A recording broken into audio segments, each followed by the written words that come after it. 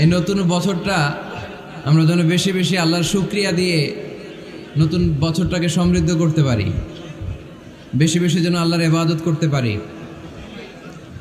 নতুন বছরে আমরা শপথ নেই, আমরা যেন অন্তরে হিংসা লালন না করি, বিদ্বেষ লালন না করি, আমরা নিজেরা যেন কাদা ছোড়াছুরি না করি, আমরা যেন মিলেমিশে একসাথে একাকার হয়ে যাই। আল্লাহ তুমি কবুল করো, আমরা পড়ি আমিন। 60টা জিনিস মানুষ মরে যাওয়ার পরে তার কবরে পৌঁছতে থাকে। ইন্না মিম্মা ইয়ালহাকুল মুমিন মিন হাসানাতিহি বা'দা মাউতিহি, মানুষ মরে যাওয়ার পরেও যে 60টা জিনিস তার কবরে পৌঁছায় তার মধ্যে একটা হচ্ছে মসজিদান বানাহু, সে যে মসজিদ বানিয়ে গিয়েছে ওই মসজিদের সওয়াব। সুবহানাল্লাহ পড়েন। আপনি টাকা দিয়ে মসজিদ বানিয়ে দিলেন, ওই মসজিদে মুসল্লিরা নামাজ পড়ে, রোজাদাররা এসে ওখানে ইফতার খায়, তাহাজ্জুদ আদায়কারীরা তাহাজ্জুদ পড়ে, তাদের সওয়াবের কমতি হবে না, কিন্তু তাদের সওয়াবের একটা পার্সেন্টেজ সওয়াব যে ব্যক্তি মসজিদ বানালো তার আমলনামায় আল্লাহ ঢুকিয়ে দেয়। সুবহানাল্লাহ বলতে পারলেন না? হে নামাজি আমার ঘরে নামাজ পড়ো আজ, দিল মে তোমার চরণ তলে হৃদয় যায় নামাজ।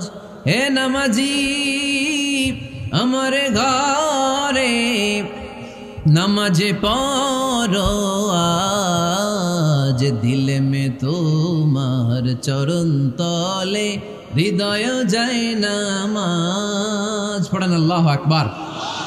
কি সুন্দর লিখেছেন কাজী নজরুল ইসলাম। কাজী নজরুল ইসলাম খুব সুন্দর করে বলেছেন, মসজিদেরই পাশে আমায় কবর দিও ভাই, ঠিক কিনা? মসজিদেরই পাশে আমায় কবর দিও ভাই, যেন গোরে হতে মুয়াজ্জিনের আযান শুনতে পাই। আমার গোরের পাশে দিয়ে ভাই নামাজিরা যাবে, পবিত্র সেই পায়ের ধ্বনি এ বান্দা শুনতে পাবে। গোরা যাব হতে গুনাহগার পাইবে রেহাই, মসজিদেরই পাশে আমায় কবর দিও ভাই। কত মানুষ নামাজি ভাই মসজিদাঙ্গিহীনাতে, আল্লাহর নামের জিকির করে লুকিয়ে গভীর রাতে। আমি তাদের সাথে ওই আল্লাহর নাম জপতে চাই, আল্লাহর নাম জপতে চাই। পড়েন সবাই, মসজিদেরই পাশে আমায় কবর দিও ভাই, যেন গোরে হতেও মুয়াজ্জিনের আযান শুনতে পাই। চিল্লায় পড়তে হবে আমিন। কি দরদ ছিল আমাদের জাতীয় কবি কাজী নজরুল ইসলামের, মসজিদের পাশে আল্লাহ তুমি আমার কবর দিও। আল্লাহ এই দোয়াটা কবুল করে নিয়েছে, ঠিক কিনা? ওনার কবরের পাশে মসজিদ আছে না নাই? আছে। এজন্য মসজিদের সাথে সম্পর্ক জুড়ে দেওয়া এটা ইমানদারের আলামত, আর মসজিদকে ঘৃণা করা এটা মুনাফিকের আলামত। এজন্য আমরা যেন আমাদের হৃদয়টাকে মসজিদের সাথে জুড়ে দেই, মসজিদের সাথে যেন সুসম্পর্ক থাকে। মসজিদ সবার, মসজিদ নিয়ে দলাদলি নাই। দলাদলি আছে অনেক জায়গায়, হানাফি মসজিদ, আহলে হাদিস মসজিদ এরকম আমরা দেখি বা শুনি, এটা ঠিক না। হানাফি মসজিদ বলে কোনো কথা নাই, আহলে হাদিস মসজিদ বলে কোনো কথা নাই। মসজিদ সবার। ছোট্টখাট্ট বিষয় নিয়ে মসজিদে মারামারি, একজন হাত তোলে আরেকজন তোলে না, কিলাকিলি আছে না নাই? একজন বলে জোরে আমিন, আরেকজন আস্তে আমিন, মারামারি আছে না নাই? এগুলো কি মারামারি করার কোনো বিষয়? কথা বলেন। সালাতে ফরজ আছে, ওয়াজিব আছে, সুন্নাহ আছে। খেয়াল করে বুঝবেন, ফরজ যদি নষ্ট হয় সালাত ভঙ্গ হয়, you have to repeat your সালাত। ওয়াজিব নষ্ট হলে সালাত ভঙ্গ হয় না, নতুন করে পড়া লাগে না, সেজদায় শাহু দিলেই সালাত আদায় হয়ে যায়। আর সুন্নাহ নষ্ট হলে নামাজ নষ্টও হয় না, নতুন করে পড়াও লাগে না, সৌ সেজদাও লাগে না, নামাজ আদায় হয়ে যায় সুন্নাহ নষ্ট হলে। এই যে হাত তোলা না তোলা এটা সুন্নাহ, আমিন জোরে বলা না বলা এটা কি সুন্নাহ। যেটা কোনো কারণে কেউ না করলেও তার নামাজ কবুল করে নিবে কে? আর এই সব সুন্নত লই আমগো দেশে গিলাগিলি। মৌলভীবাজারে মাশাআল্লাহ এগুলা নাই, এখানেও আছে। এগুলার অবসান ঘটুক, আমরা চাই কি চাই না? আর কত এই ছোটখাটো বিষয় নিয়ে আমরা এই বিভেদের প্রাচীর আর দেয়ালকে উঁচু করব আমাদের মাঝখানে? কবে আমরা ঐক্যের সিন্ডিকেট করব? কবে? আর কবে সাদা মনের মানুষ হব? কবে? আর কত? অনেক হয়েছে, আর না, এবার থামেন। বিভেদের প্রাচীরকে ভেঙে চুড়িয়ে দেন। ঐক্যের এমন সিন্ডিকেট করতে হবে যাতে কোনো অপশক্তি এই ঐক্যকে ভাঙতে না পারে, বানচাল করতে না পারে। চিল্লায় বলেন ঠিক কিনা? এজন্য মিউচুয়াল রেসপেক্টের দরকার, পারস্পরিক শ্রদ্ধাবোধ সব ক্ষেত্রে, রাজনীতিতে, সামাজিক অ্যাক্টিভিটিসে আমাদের আলেম ওলামাদের মধ্যে পারস্পরিক শ্রদ্ধাবোধের দরকার। মিউচুয়াল রেসপেক্ট, কেউ কাউরে রেসপেক্ট করে না। আমি যেটা বুঝছি এটাই সব, বাকি সব হারাম, এরকম বলে না অনেকে? এরকম যেন না করি। তাহলে মসজিদ সবার, মসজিদ আল্লাহর হাবিব সাল্লাল্লাহু আলাইহি ওয়াসাল্লাম খ্রিস্টানদেরকে মসজিদে ঢুকতে দিয়েছেন, আর আমরা মুসলমান ভাইয়ের জন্য মসজিদে তালা ঝুলাই দেই, আছে না নাই? আল্লাহর হাবিব সাল্লাল্লাহু আলাইহি ওয়াসাল্লাম কোথাও গেলেই প্রথমে মসজিদ বানাতেন। কি বানাতেন? মসজিদ বানাতেন। মক্কা থেকে হিজরত করে মদিনায় আসলেন, কোবায় থাকলেন কয়েক সপ্তাহ। কোবা পল্লীতে তিনি মসজিদ বানালেন, মসজিদ কোবা। ওখানে প্রতি শনিবার কেউ যদি অজু করে ওখানে যে 2 রাকাত নামাজ পড়ে, একটা কবুল উমরার সওয়াব আল্লাহ তাআলা তার আমলনামায় দিয়ে দেয়। মসজিদে কোবা বানালেন। তারপরে মদিনায় এসে মসজিদে নববী বানালেন আল্লাহর হাবিব সাল্লাল্লাহু আলাইহি ওয়াসাল্লাম, মসজিদে নববী। এটা ছিল আল্লাহ রাসূল সাল্লাল্লাহু আলাইহি ওয়াসাল্লামের বৈশিষ্ট্য। কোথাও গেলেই তিনি মসজিদ বানাতেন, মসজিদে নববী। হায় রে, এখন তো কত সুন্দর মসজিদ আমরা দেখি, আমরা যে সালাত পড়ি। আল্লাহর হাবিব সাল্লাল্লাহু আলাইহি সাল্লামের সময় মসজিদে নববী কি এরকম ছিল? কথা বলেন। ফ্লোর ছিল বালুর ফ্লোর। কিসের ফ্লোর? আমাদের মসজিদের ফ্লোর কিসের? টাইলস।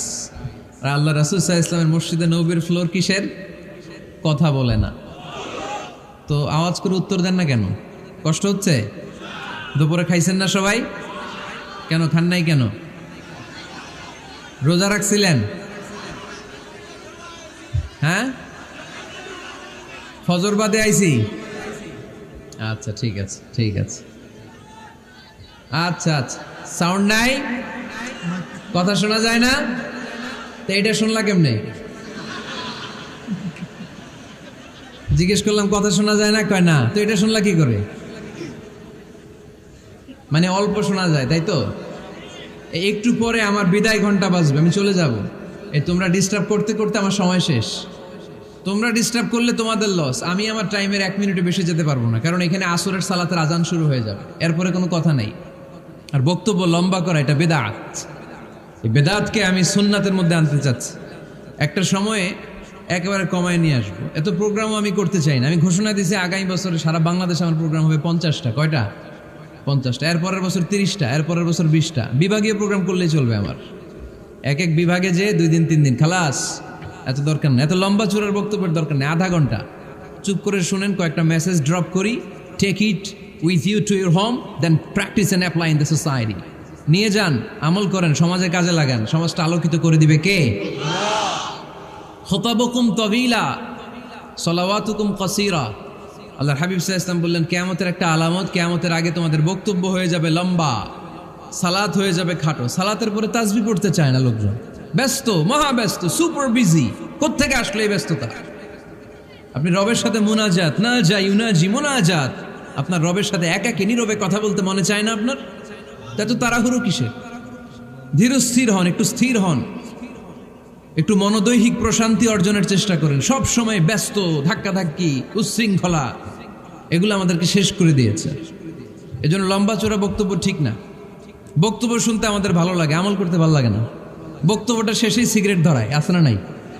মাহফিল শেষেই বিড়ি ধরায়, কয় চমৎকার ওয়াজ করছে হুজুরে। ওয়াজটা সেরকম হয়েছে, অনেক কণ্ঠ সুন্দর হুজুরের। এতদিন ইউটিউবে দেখছি, আজকে সরাসরি দেখাইছি, আছে না নাই? তো কি লাভ হয়েছে? লাভটা হয়েছে কি? এই যে মাহফিল শেষে বিড়িটা ধরাইলেন আর গেলেন, কোনো লাভ হয় নাই। এগুলো থেকে বেরিয়ে আসতে হবে। বছরের পর বছর আমাদেরকে শেখানো হয়েছে একভাবে, কেউ এই পরিবর্তনের আওয়াজ তোলে নাই। আওয়াজ আপনাকে তুলতে হবে। আওয়াজ তোলার জন্য এত মানুষ লাগে না, আপনি একাই যথেষ্ট। আপনি দাঁড়ান না সামনে, দেখবেন আপনার সামনে কেউ টিকে থাকতে পারবে না, ঠিক কিনা? কিন্তু আপনার শক্ত সিদ্ধান্ত লাগবে, পরিবর্তনের জন্য শক্ত মানসিকতা লাগবে যে আমি পরিবর্তন করতে চাই। We have to change. যুগ জামানা পাল্টে দিতে চাই না অনেকজন, এক মানুষই আনতে পারে জাতির জাগরণ। এক মানুষই বিপদকালে বাঁচায় কাফেলায়, ক্ষুদ্র ডিঙ্গি বাঁচায় জাহাজ অসীম দরিয়ায়। এজন্য আপনার শক্ত সিদ্ধান্ত পারে আপনার মৌলভীবাজারটাকে দেশের শ্রেষ্ঠ জেলা, শ্রেষ্ঠ থানা হিসেবে আল্লাহর কাছে কবুল করতে, ঠিক কিনা? এজন্য লম্বা চূড়া আলোচনা ঠিক না, ছোটখাটো অল্প কয়েকটা মেসেজ নিয়ে যেতে পারলেই that's enough. One of the minor sign before the day of judgment, your Islamic lectures will be very longer and your salah 5 times a day will be shorter. কিয়ামতের আগে বক্তব্য লম্বা, নামাজ খাটো, তাসবিহ পড়ে না, ব্যস্ত, মহাব্যস্ত। এই মহাব্যস্ততা ছাড়েন, কোরআন সুন্নাহর দিকে ফিরে আসেন। বরকত দিবে কে? বিশ্বনবীর মসজিদে নববীর ফ্লোর বালুর ফ্লোর ছিল, আমাদের ফ্লোর টাইলস। আল্লাহর হাবিব সাল্লাল্লাহু আলাইহি ওয়াসাল্লামের মসজিদে বালি নিচে, এই বালিতে নামাজ পড়তেন। বৃষ্টি হলে কাদামাটি হয়ে যেত, কাদামাটিতেই সেজদা করতেন। সেজদা করলে কাদার মাটি আল্লাহর হাবিব সাল্লাল্লাহু আলাইহি ওয়াসাল্লামের নাকে আর কপালে লেগে যেত। তিনি সালাম ফিরিয়ে সাহাবাদের দিকে মুখ ফিরিয়ে বসলে দেখতেন প্রতিটা সাহাবীর নাকে আর কপালে কাদার মাটি মিশে আছে। তার মানে প্রিয় নবী সাল্লাল্লাহু আলাইহি ওয়াসাল্লামের মসজিদে নববী ছিল কাঁচা, কিন্তু মুসল্লি ছিল পাকা।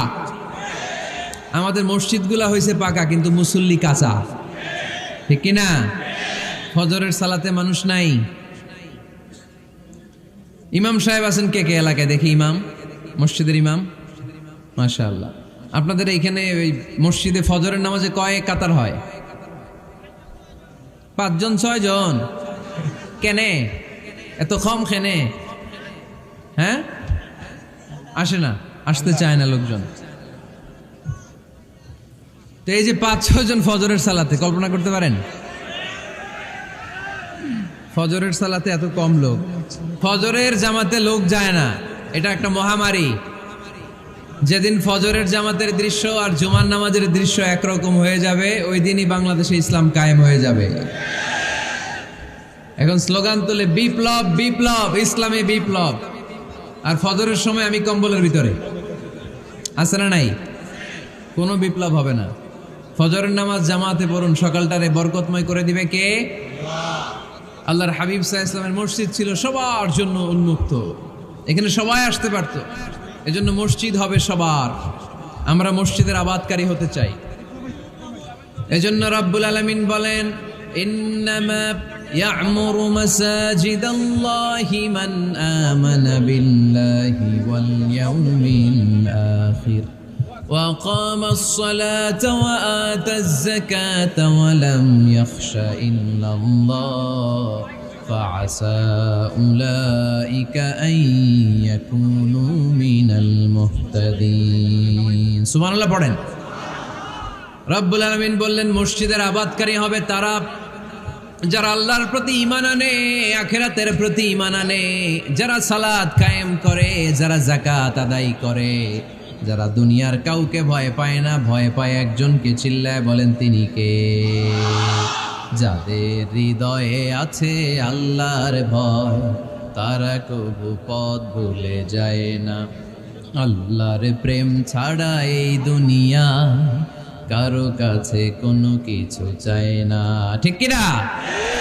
তাহলে যারা মসজিদের আবাদকারী এরা ভয় পায় একজনকে, চিল্লায় বলেন তিনি কে? মসজিদের আবাদকারীদের প্রথম গুণ, তারা আল্লাহয় বিশ্বাস করে, তারা আখিরাতে বিশ্বাস করে, তারা সালাত কায়েম করে, তারা যাকাত আদায় করে, তারা আল্লাহ ছাড়া পৃথিবীর কাউরে ভয় পায় না। আল্লাহ বলেন ফাআসা উলাইকা আইয়াকুনু মিনাল মুহতাদিন, আশা করা যায় তারাই হলো হেদায়েতের রাস্তার উপরে আছে, ঠিক কি না? তারাই মসজিদের আবাদকারী, যারা মসজিদে যায়, সালাত আদায় করে। এখন মসজিদের আবাদকারী আপনি হতে চান, আপনি মসজিদে যান না, আপনি আবাদকারী হতে পারবেন? মসজিদের অনেক সভাপতি আছে মসজিদে যায় না, আছে না নাই? মৌলভীবাজারে এই সমস্যা বোধহয় নাই। মসজিদের সেক্রেটারি মসজিদে যায় না, আছে না নাই? তাহলে হইলো, এটা হইলো, এটা মেনে নেওয়া যায়? এজন্য সভাপতি সাহেবরা, আপনি কষ্ট করে মসজিদ বানিয়েছেন, মসজিদে যাবেন। সভাপতি সাহেব আপনি মসজিদে যাবেন, সেক্রেটারি সাহেব আপনি মসজিদে যাবেন, তাহলে আপনি সঠিক মসজিদের আবাদকারী হবেন, ঠিক কিনা? আমরা মসজিদের আবাদকারী হতে চাই ইনশাআল্লাহ। পড়েন উমরানুল মাসাজিদ। মসজিদের আবাদ কি করে করতে হয়? মসজিদ আবাদ করার এক নাম্বার মাধ্যম হচ্ছে মসজিদ নির্মাণ করা। কি করা? নির্মাণ করা। খেয়াল করবেন, আল্লাহর হাবিব সাল্লাল্লাহু আলাইহি ওয়াসাল্লাম বলেছেন, মান বানা মসজিদান মিন মালিহি ফিদ দুনিয়া বানাল্লাহু লাহু বাইতান ফিল জান্নাহ। যে ব্যক্তি নিজের পকেটের টাকা খরচ করে দুনিয়াতে মসজিদ বানায়, আল্লাহ তাআলা তার জন্য জান্নাতে ঘর বানায়। 60টা জিনিস মানুষ মরে যাওয়ার পরে তার কবরে পৌঁছতে থাকে। ইন্না মিম্মা ইয়ালহাকুল মুমিন মিন হাসানাতিহি বা'দা মাউতিহি। মানুষ মরে যাওয়ার পরেও যে 60টা জিনিস তার কবরে পৌঁছায়, তার মধ্যে একটা হচ্ছে মসজিদান বানাহু। সে যে মসজিদ বানিয়ে গিয়েছে, ওই মসজিদের সওয়াব। সুবহানাল্লাহ পড়েন।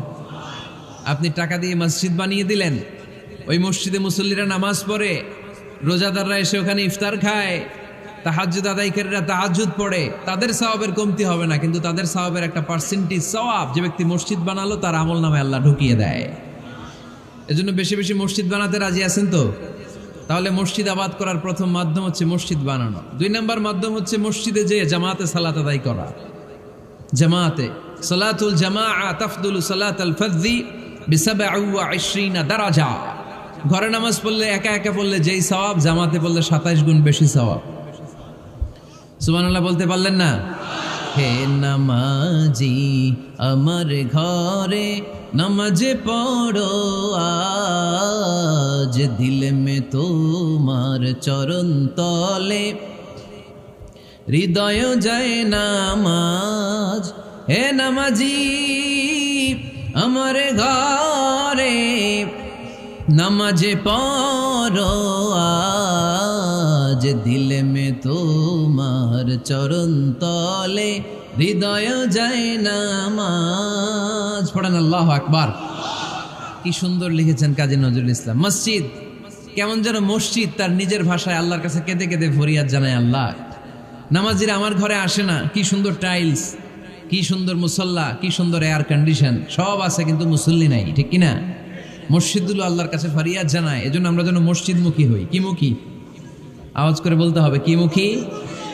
মসজিদমুখী। তাহলে মসজিদ আবাদের 1 নম্বর পদ্ধতি মসজিদ বানানো। 2 নম্বর মসজিদে বেশি বেশি যে জামাতে সালাত আদায় করা। 3 নম্বরে মসজিদের সাথে সম্পর্ক জুড়ে দেওয়া, হৃদয়টা যেন সবসময় মসজিদের সাথে লেগে থাকে। আল্লাহর হাবিব সাল্লাল্লাহু আলাইহি ওয়াসাল্লাম বললেন, সাবআতুন ইউযিল্লুহুমুল্লাহু ফি যিল্লিহি ইয়াওমা লা যিল্লা ইল্লা যিল্লু। 7 শ্রেণীর ব্যক্তিকে আল্লাহ তাআলা কিয়ামতের দিন আরশের নিচে ছায়া দিবে, যেদিন আল্লাহর আরশের ছায়া ছাড়া কোনো ছায়া পৃথিবীতে থাকবে না। সেই দিনটা কি এই দিনের মতো? কিয়ামতের দিনটা আজকের এই দিনের মতো হবে? 50,000 বছর হবে। এটা লেন্থ, এটা ডিউরেশন। কাআন সাফসাফা লা তারা ফিহা ইওয়াজা ওয়ালা আমতা। লেভেল প্লেইং ফিল্ড, তামার জমিন। একটু কল্পনা করেন তো ওই দিনটা কত ভয়ঙ্কর। বাবা ছেলেরে চিনবে না ওই দিন, ছেলে বাবারে চিনবে না, স্ত্রী স্বামীকে চিনবে না, স্বামী স্ত্রীকে চিনবে না, পীর সাহেব মুরিদ চিনবে না, মুরিদ পীর সাহেবকে চিনবে না, নেতা কর্মীকে চিনবে না, কর্মী নেতাকে চিনবে না। হায় হায়, ইয়া নাফসি ইয়া নাফসি বলে কাঁদবে। সূর্যটা মাথার কাছে চলে আসবে, সূর্যের তাপে মাথার মগজগুলো গলে গলে নাকের ছিদ্র আর কানের ছিদ্র দিয়ে টপ টপ করে বেয়ে বেয়ে পড়বে। তৃষ্ণায় মানুষগুলো পাগল পাড়া, জিহ্বাটা বের হয়ে নাভি পর্যন্ত ঝুলতে থাকবে। সেদিন সবাই পাগলের মতো ছুটতে থাকবে, কোনো ছায়া নাই আল্লাহর আরশের ছায়া ছাড়া। আল্লাহর হাবিব বললেন, 7 শ্রেণীর ব্যক্তিকে আল্লাহ তাআলা আরশের নিচে ছায়া দিবেন। এর মধ্যে 1 শ্রেণীর ব্যক্তি রাজুলুন কলবুহু মুআল্লাকুন বিল মাসাজিদ। ওই ব্যক্তি যার হৃদয়টা সবসময় আল্লাহর মসজিদের সাথে লেগে থাকে। মসজিদের সাথে যার হৃদয় লেগে থাকে তাকে আরশের নিচে ছায়া দিবে কে? এজন্য মসজিদের সাথে যেন আমাদের হৃদয়গুলো লেগে থাকে। অনেকেই দেখবেন এত ভালো নামাজে, জোহর পরে টেনশন করে আসরটা কই পড়বো, আসর পরে চিন্তা করে মাগরিবের সময় আমি কোথায় থাকবো, মাগরিবের সময় টেনশন, ইস এশাটা হয়ে গেলেই তো শেষ। এরকম লোক আছে না নাই? এদেরকে সেই কঠিন ভয়াবহ দিনে আরশের নিচে ছায়া দিবে কে? তারপরে মসজিদ আমাদের 4 নম্বর পদ্ধতি মসজিদকে পরিচ্ছন্ন রাখা, মসজিদকে ঝাড়ু দেয়া। মসজিদকে যারা পরিষ্কার করে তাদের হৃদয়ের যন্ত্রণা দূর করে দেয় কে? সাইয়েদনা ইব্রাহিম আলাইহিস সালাম এবং ইসমাঈল আলাইহিস সালামকে আল্লাহ তাআলা আদেশ করেছেন তাহহিরা বাইতিয়া লিত্তাইফিনা ওয়াল আকিফিনা ওয়ার রুকআই সুজুদ। হে ইব্রাহিম, ইসমাঈল, বাপ বেটা দুইজন মিলে মসজিদ ঝাড়ু দাও। কি ঝাড়ু দাও? মসজিদেরি ঝাড়ু বড়দার ও কামারে হাত শোনো আমার মুনাজাত। পড়েন, শোনো শোনো ইয়া ইলাহি আমার মুনাজাত, শোনো আমার মুনাজাত। পড়েন আমিন। মসজিদ ঝাড়ু দেওয়া মসজিদ আবাদের অন্তর্ভুক্ত। আপনারা কেউ কোনোদিন মসজিদ ঝাড়ু দিয়েছেন নাকি? কে কে দিয়েছেন দেখি? সবাই? সবাই মসজিদের খাদেম? মাশাআল্লাহ। আমিও দিছি মসজিদ ঝাড়ু, অনেক দিছি। মাশাআল্লাহ, আল্লাহ তুমি কবুল করো। যাদের হৃদয়ে বড় জ্বালা, ফ্যামিলিতে সুখ নাই, শান্তি নাই, তারা হৃদয়ে প্রশান্তি আনতে চাইলে এতিমখানায় যাবেন, এতিমের মাথায় হাত বুলিয়ে দিবেন, এতিমের মুখে খাবার তুলে দিবেন। আপনার হৃদয়টারে নরম করে দিবে কে? আল্লাহর ঘর মসজিদে যাবেন, নিজ হাতে মসজিদটারে একটু পরিষ্কার করে দিবেন, আপনার জীবনটারে উজালা করে দিবে কে? তাহলে এগুলো করার মাধ্যমে আমরা মসজিদের আবাদ করতে চাই। আমরা মসজিদের আবাদকারী হতে চাই কি চাই না? আল্লাহর ঘর মসজিদ আবাদ করার মতো শ্রেষ্ঠ কাজ পৃথিবীতে হতে পারে না। এই মসজিদের কিছু আদব আছে, আল্লাহ রাসূল সাল্লাল্লাহু আলাইহি ওয়াসাল্লাম বলেছেন এই আদবগুলো মেনটেন করে যেন আল্লাহর ঘর মসজিদের সাথে আমরা ব্যবহার করি। মসজিদের 1 নম্বর আদব হচ্ছে মসজিদে ওযুর সাথে প্রবেশ করা। কিসের সাথে? ওযু করে পরিচ্ছন্ন হয়ে মসজিদে প্রবেশ করা। এজন্য অপবিত্র অবস্থায় গোসল ফরজ, এরকম অবস্থায় মসজিদে ঢোকা যাবে? কথা বলেন, ঢোকা যায়? যেই নারীদের মাসিক চলতেছে, মেনস্ট্রুয়েশনাল পিরিয়ড চলতেছে, ওই নারীদের পক্ষে মসজিদে ঢোকা জায়েজ আছে? নাই। তাহলে এটা হলো 1 নম্বর আদব। মসজিদে ঢোকার সময় কি করে ঢুকবো? ওযু করে। আওয়াজ করে বলেন, কি করে ঢুকবো? ওযু করে। 2 নম্বর আদব হচ্ছে মসজিদে যাওয়ার সময় সবচেয়ে ভালো জামাটা পরে যাব, সবচেয়ে ভালো পাঞ্জাবিটা পরে যাব। জান তো আপনারা? না সবচেয়ে সিরাটা পরে যান? হ্যাঁ, অনেকের নামাজের জন্য একটা পুরান জামা আছে, সিরা পাড়া, এদিকে হাত উঠাইলে দিতে দেখা যায়, আছে না নাই? সবচেয়ে সিরা পাড়াটা রাখে নামাজের জন্য, কপাল পোড়া। আর সুন্নাতে খাতনার অনুষ্ঠানে গেলে মাশাআল্লাহ লেহেঙ্গা গায়ে দেওয়া যায়, আছে না নাই? না, আপনি ইবাদতের জন্য সবচেয়ে সুন্দর জামাটা রাখবেন। এজন্য রাব্বুল আলামিন বলেন, ইয়া বানি আদম খুযু জিনাতাকুম ইনদা কুল্লি মসজিদ। ও বনি আদম, তুমি যখন আল্লাহর ঘর মসজিদে ঢুকবা, ও বনি আদম, তুমি যখন নামাজের মুসল্লায় দাঁড়াবা, তোমার সবচাইতে দামি, সবচাইতে সুন্দর জামাটা গায়ে দিয়ে তুমি নামাজে দাঁড়াও। ঠিক কি না? তাহলে এখন মসজিদে যাওয়ার সময় কি গায়ে দিয়ে যাবেন বলেন? খিতা করবাইন? হ্যাঁ, মাশাআল্লাহ। হ্যাঁ, সবচেয়ে ভালো কাপড়টা আয়রন করে পারফিউম মেখে তারপরে আমরা যাব। রাজি আছেন তো? 3 নম্বর আদব হচ্ছে মসজিদে ঢোকার সময় বাম পা দিয়ে ঢুকতে হয়।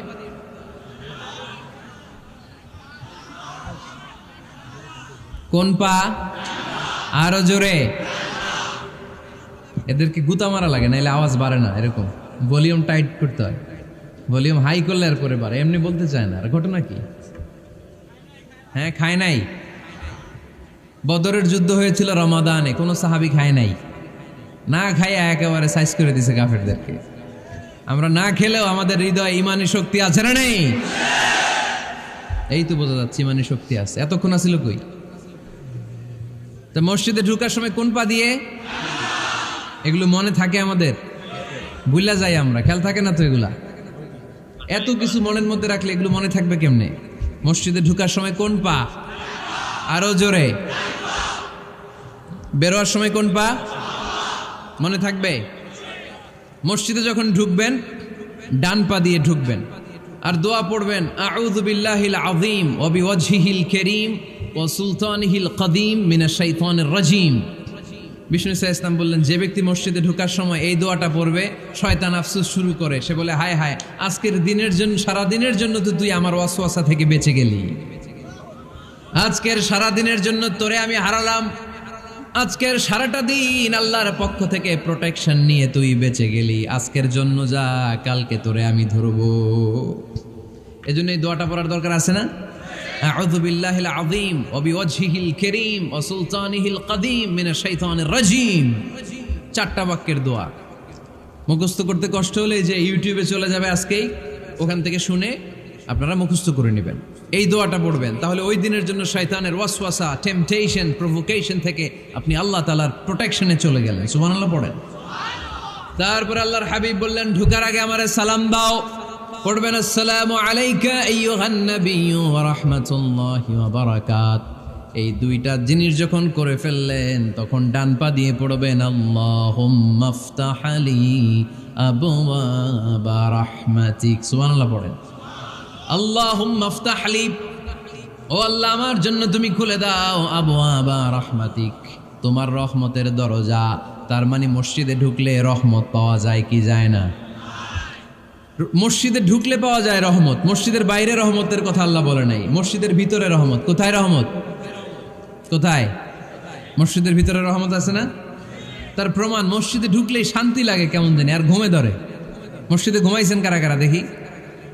সবাই ঘুমাইছেন? আরে আমি কত ঘুমাইছি। জুমার নামাজের সময় যে কি ঘুম আসে, আসে আসে কমন পড়ছে, একেবারে কমন পড়ে গেছে। ঘুম আসে কারণ রহমত, রহমতের ঝিরি ঝিরি বাড়ি ধারা আল্লাহ তাআলা আরশের উপর থেকে নাজিল করতে থাকে। আর এই রহমতের কারণে হৃদয়টা প্রশান্ত হয়ে যায়, অনেকের ঘুমও চলে আসে, ঠিক কি না? এজন্য আল্লাহুম্মা আফতাহ লি আবওয়াবা রাহমাতিক, ও আল্লাহ তোমার রহমতের দরজাগুলো আমার জন্য খুলে দাও। এই দোয়া পড়লে রহমতের দরজা খুলে দেয় কে? আবার মসজিদ থেকে যখন বের হবেন তখন কোন পা দিয়ে? জোরে বলেন।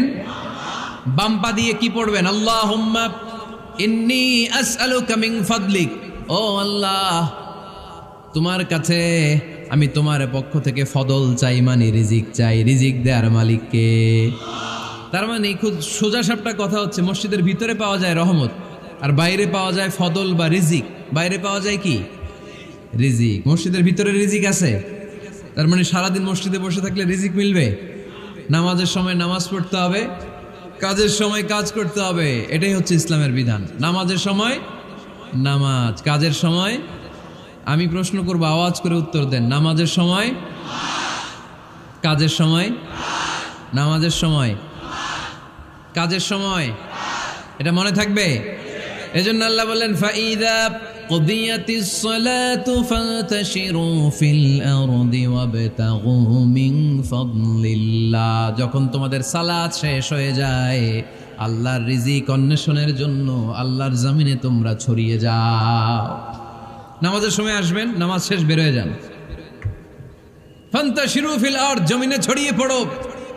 নামাজ শেষ, চেয়ারম্যান সাহেব চলে যাবে ইউনিয়ন পরিষদের ভেতরে, ছাত্ররা চলে যাবে হাই স্কুলে, মেম্বার অফ দ্য পার্লামেন্ট চলে যাবে সংসদে, সেনাবাহিনীর লোকেরা চলে যাবে ক্যান্টনমেন্টে, ব্যবসায়ীরা চলে যাবে তাদের বাজারে, সিএনজি ওয়ালারা সিএনজি নিয়ে ব্যবসা শুরু করবে, রাস্তায় নেমে যাবে। চিল্লায় বলেন ঠিক কিনা? এটাই ইসলামের বিধান। নামাজের সময় নামাজ, কাজের সময়। আচ্ছা, তাহলে প্রথম সুন্নাত পেলাম, পবিত্র হয়ে ঢুকবো, ভালো জামা পরে ঢুকবো। 2 নাম্বার। 3 নাম্বার, ঢোকার সময় কোন পা? বের হওয়ার সময়। 4 নাম্বার, মসজিদে ঢুকেই 2 রাকাত। মসজিদে ঢুকে কয় রাকাত পড়েন আপনারা? তাহিয়াতুল মসজিদ। মসজিদে আপনি ওয়েলকাম জানাবেন, ঢুকেই 2 রাকাত পড়বেন, ওযু করলেই 2 রাকাত। আল্লাহর হাবিব সাল্লাল্লাহু আলাইহি ওয়াসাল্লাম মসজিদে নববীতে জুমার খুতবা দিচ্ছেন। খুতবা চলাকালীন সময়ে এক সাহাবী এসে মসজিদের মধ্যে বসে পড়লেন। আল্লাহর হাবিব সাল্লাল্লাহু আলাইহি ওয়াসাল্লাম সাহাবীরে বললেন, দাঁড়াও। সাহাবী দাঁড়ালেন। আল্লাহর নবী জিজ্ঞেস করলেন, কেন বসে বললা? 2 রাকাত পড়ছো নাকি? সাহাবী বলে, পড়ি নাই। বিশ্বনবী বললেন, তাহলে তাড়াতাড়ি 2 রাকাত নামাজ পড়ে বসে যাও। সুবহানাল্লাহ পড়েন। 2 রাকাত পড়ো নাই তো পড়ো, দাঁড়াও, তারপরে বসো। দেখেন, খুতবা চলাকালীন সময়ে আমাদের খতিবরা কখনো খুতবা থামায়? কথা বুঝেন নাই? জুমার খুতবা আপনারা শুনেন না? খুতবা চলতেছে, ওই মুহূর্তে ইমাম সাহেবরা কখনো খুতবা থামায়? মাঝখানে কোনো ঝামেলা হলে থামায় না। প্রথম খুতবা শেষ, বসে, তারপরে দ্বিতীয় খুতবা। খুতবার মাঝখানে কোনো থামাথামি নাই। কিন্তু আল্লাহর হাবিব সাল্লাল্লাহু আলাইহি সাল্লাম কেমন খতিব ছিলেন দেখেন। আল্লাহর হাবিব সাল্লাল্লাহু আলাইহি সাল্লামের খুতবা দেওয়ার স্টাইল অ্যান্ড অ্যাটিটিউড এবং আমাদের খুতবা দেওয়ার স্টাইল অ্যান্ড অ্যাটিটিউড আল্লাহ রাসূল সাল্লাল্লাহু আলাইহি ওয়াসাল্লামেরটা কত প্রাণবন্ত ছিল। আল্লাহ রাসূল সাল্লাল্লাহু আলাইহি ওয়াসাল্লাম সোসাইটি ওরিয়েন্টেড একজন পার্সোনালিটি ছিলেন, সমাজের মানুষ কেন্দ্রিক, খুব সামাজিক ছিলেন আল্লাহ রাসূল সাল্লাল্লাহু আলাইহি ওয়াসাল্লাম। তিনি দেখলেন একজন বসে পড়ছে, উনি খুতবা থামায় দিলেন, জুমার খুতবা থামায় বললেন, এই নামাজ পড়ছো না, পড়ো 2 রাকাত পড়ো। আবার খুতবা শুরু করলেন, সুবহানাল্লাহ পড়বেন না? একবার তিনি খুতবা দিচ্ছেন, দেখলেন আল্লাহ রাসূল সাল্লাল্লাহু আলাইহি ওয়াসাল্লামের 2 জন নাতি হাসান আর হুসাইন রাদিয়াল্লাহু তাআলা আনহুমা, ছোট্ট মানুষ, কাতারের ভিতরে ঢুকে কোন সাহাবী টুপি টান দেয়, কারো পাগড়ি ধরে টান দেয়, একজন এদিকে দৌড় দেয়, আরেকজন ওদিকে দৌড় দেয়, মসজিদে একটা ডিস্টার্ব হচ্ছে। আল্লাহর হাবিব সাল্লাল্লাহু আলাইহি ওয়াসাল্লাম খুতবা থামিয়ে দিলেন, মিম্বার থেকে নেমে আসলেন, 2 নাতিকে 2 হাতে ধরলেন, ধরে আস্তে করে জান্নাতের এই 2 সর্দারকে নিয়ে মিম্বারের উপরে দাঁড়ালেন, এই হাতে এই নাতি, ওই হাতে আরেক নাতি। এরপর দাঁড়িয়ে দাঁড়িয়ে তিনি বাকি খুতবা দিলেন, পড়েন সুবহানাল্লাহ। কত প্রাণবন্ত খুতবা! উনিও খুতবা দিতেন, আমরাও খুতবা দেই। আল্লাহর হাবিব সাল্লাল্লাহু আলাইহি ওয়াসাল্লাম খুতবা দিচ্ছেন, এক সাহাবী এসে বলল, ইয়া রাসূলুল্লাহ, মদিনায় দুর্ভিক্ষ, বৃষ্টি নাই, আপনি বৃষ্টির দোয়া করেন। রাসূল সাল্লাল্লাহু আলাইহি ওয়াসাল্লাম খুতবা থামায় দিলেন, থামায় দিয়ে দোয়া শুরু করলেন, আল্লাহুম্মা আসকিনা গাইসান মুগীসান মারিআন মুরিআন নাফিআন গায়রা দার আজিলান গায়রা আজল। আল্লাহ উপকারে বৃষ্টি দেন, যে বৃষ্টিতে আমাদের ফসল জন্মাবে, সবুজ ঘাস লতা পাতা জন্মাবে, আমাদের গবাদি পশুর রিজিক বাড়বে, এরকম উপকারী বৃষ্টি আমাদেরকে দিয়ে মদিনাটারে ধন্য করে দেন। বৃষ্টি শুরু হলো, জুমাবার বৃষ্টি, শনি রবি সোম মঙ্গল বুধ বৃহস্পতি শুক্র, টানা 7 দিন বৃষ্টি। এবার বৃষ্টির চোটে মদিনায় বন্যা হয়ে গেছে। এতদিনে দুর্ভিক্ষ, এতদিনে কি, এখন বৃষ্টির বরকতে দোয়া করছে, বৃষ্টিতে এবার বন্যা। যেই সাহাবী বৃষ্টির জন্য দোয়া করতে বলেছিলেন, পরের জুমাবারের খুতবার সময় এসে ওই সাহাবী বলেন, ইয়া রাসূলুল্লাহ, আবার খুতবার মাঝখানে, ইয়া রাসূলুল্লাহ, আর বৃষ্টির দরকার নাই, আর দরকার নেই, এবার বৃষ্টি বন্ধের দোয়া করেন। আল্লাহর হাবিব সাল্লাল্লাহু আলাইহি ওয়াসাল্লাম খুতবা থামিয়ে আবার বন্ধের দোয়া, আল্লাহুম্মা হাওয়ালাইনা ওয়ালা আলাইনা, হে আল্লাহ আমাদের চারিদিকে দেন, মদিনাতে আর বৃষ্টির দরকার নাই। চিল্লায় পড়েন সুবহানাল্লাহ। এজন্য খতিব হবে এরকম প্রাণবন্ত খতিব। সমাজে কি চলে, কি ক্রাইসিস, কি সংকট, ইয়াংরা কোন সমস্যায় ভোগে, আমাদের রাজনৈতিক অঙ্গনে কি সমস্যা, আমাদের অর্থনৈতিক অঙ্গনে কি সমস্যা, আমাদের সামাজিক অঙ্গনে কি সমস্যা, আমাদের পরিবারগুলোর ভেতরে কি ঝামেলা, প্রত্যেকটা কথা মসজিদের মিম্বার থেকে আসার দরকার আছে না নাই? আল্লাহর হাবিব সাল্লাল্লাহু আলাইহি ওয়াসাল্লাম এভাবেই সমাজকে ঠিক করে দিতেন। 2 রাকাত মসজিদে ঢুকে আজকে থেকে আমরা পড়ব। মসজিদে ঢুকলেই কয় রাকাত মনে থাকবে না ভুলে যাবেন? তারপরে আল্লাহর হাবিব সাল্লাল্লাহু আলাইহি ওয়াসাল্লাম বলেছেন, খবরদার কবরের উপর মসজিদ বানিও না। কবরস্থান একদিকে, মসজিদ আর একদিকে, কিন্তু বাংলাদেশে মসজিদের সাথে কবর মিলানো আছে না নাই? ছোট্ট একটা মসজিদ, কিন্তু এত বড় বাবার কবর আছে না নাই? এগুলো করবেন না আপনি। আগে হবে মসজিদ, পরে কবরস্থান। যেমন মসজিদে নববী হয়েছে আগে, তারপরে বিশ্বনবীর কবর এখানে আছে না নাই? মসজিদে নববী প্রতিষ্ঠিত হয়েছে আগে, পরে বাকি কবরস্থান আছে না নাই? কিন্তু কোন আল্লাহর ওলির কবরস্থানের উপরে যদি মসজিদ বানান, তার উপর লানাত দিয়েছে কে? লাআনা রাসূলুল্লাহ আলাল ইয়াহুদ ওয়ান নাসারা ইত্তাখাযু কুবুর আমবিয়াইহিম মাসাজিদা। আল্লাহর রাসূলের লানত ইহুদি নাসারাদের উপর, কারণ ইহুদি আর নাসারাদের একটা খাসলাত, একটা বৈশিষ্ট্য ছিল, তারা তাদের নবীদের কবরের উপরে মসজিদ বানায় ফেলতো। এটা করা যাবে? এজন্য এলাকায় এলাকায় এই ঝামেলা, কবর আর মসজিদ হবে আলাদা। আবার মসজিদের কেবলার দিকে যেন কবরস্থান না হয়, তাহলে শিরক হওয়ার সম্ভাবনা আছে না নাই? খুব সাবধান, আল্লাহ সব মাফ করে কিন্তু শিরক মাফ করে না, ঠিক কি না? শিরক হচ্ছে মহাপাপ, সব পাপের বাপ। এজন্য আমরা সব করলেও শিরকের গুনাহ মুসলমান কখনো করতে পারে। এরপর আল্লাহর হাবিব বললেন, মসজিদকে পরিষ্কার পরিচ্ছন্ন রাখো, এটাও মসজিদের আদাব। মসজিদে আতর লাগিয়ে দেন, বাখুর জ্বালিয়ে দেন। আপনাদের এই এলাকার মধ্যে তো বাখুরের অভাব নাই, আগরের অভাব নাই, ঠিক কিনা? গতকাল প্রোগ্রাম ছিল কই? সুজানগর, আগরের রাজধানী। আগর চিনেননি আপনারা? হ্যাঁ, এই যে দেহনেল উদ পারফিউম, আপনাদের এই যে মাহাতাব সাহেবের আল হারামাইন, এরপরে যে আজমল কোম্পানি, এও আপনাদের এই মৌলভীবাজার এলাকার। এরকম অনেক কোম্পানি আছে দুবাই ভিত্তিক, গোটা বিশ্বে ওনারা ব্র্যান্ডিং করেছে। এগুলোর র ম্যাটেরিয়াল, কাঁচামাল যায় হচ্ছে আপনাদের মৌলভীবাজার থেকে।